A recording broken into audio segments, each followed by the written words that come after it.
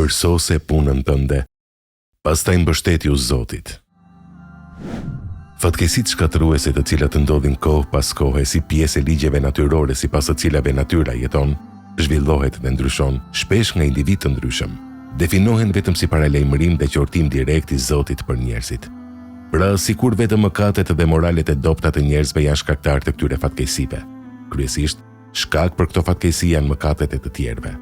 Sepse, sikur nënkuptohet se ai që na tregon këto është e vilja, që nga lështësia njerëzit kanë interpretuar fatkeqësitë natyrore në mënyrë të ngjashme.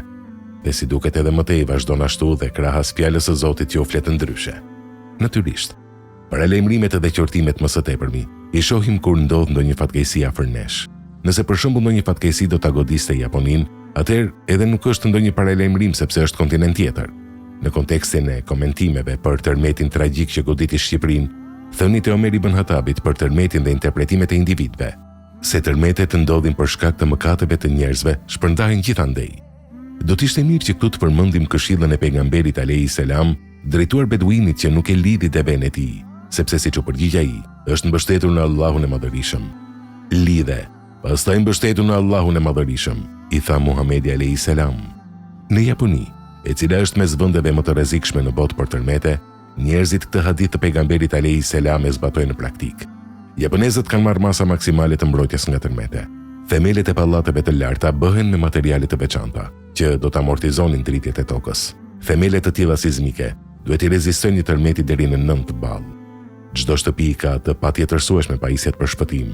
Rregullisht bëhen ushtrimet e evakuimit dhe shpëtimit në rast të tërmeti.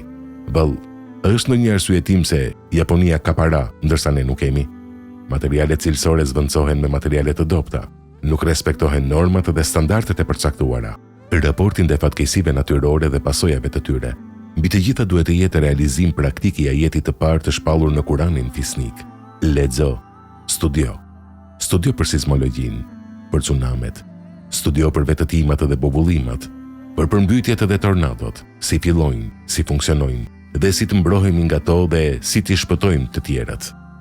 Mbrojtja absolute gjithsesi nuk është e mundur, e asje do t'jetë ndonjëherë, dhe kjo na tregon varësinë tonë për krijuesin. Mirë po mos bërja asgjë për të penguar pasojat më të rënda, për të shpëtuar jetët njerëzore, është tradhtia e amanetit ndaj Zotit, i cili njeriu t'i dhuroi cilësitë më të mira nga gjithë krijesat e tjera, nga të cilat e ka logjikën e cila duhet t'i shërbejë dhe ta përdorë. I dërguari Allahut alayhi salam në shumë shembuj na ka treguar në praktikë se si duhet të mbështetemi në Allahun, pasi kemi dhënë maksimumin ton. Të kujtojmë betejën e Hendekut, gjatë sulmit Mekas mbi Medinën. Vetëm pas një pune të lodhshme dhe raskapice në hapjen e Hendekut përreth Medinës, kishte se me çka të mbështeten në Allahun e Madhërisëm. Ndihma e Zotit erdhi me një të ftohtë dhe erë të madhe që i lodhi armiqt, të cilët u detyruan të kthehen prapa. I dërguari Allahut alayhi salam kishte mundësi që në fillim t'i lutet të Zotit të dërgojë erën dhe të ftohtin, pa u lodhur për të hapur Hendekun. Gjithmonë bëhet me dije se pjesa e Ballkanit është tokë e rrazuar për tërmete.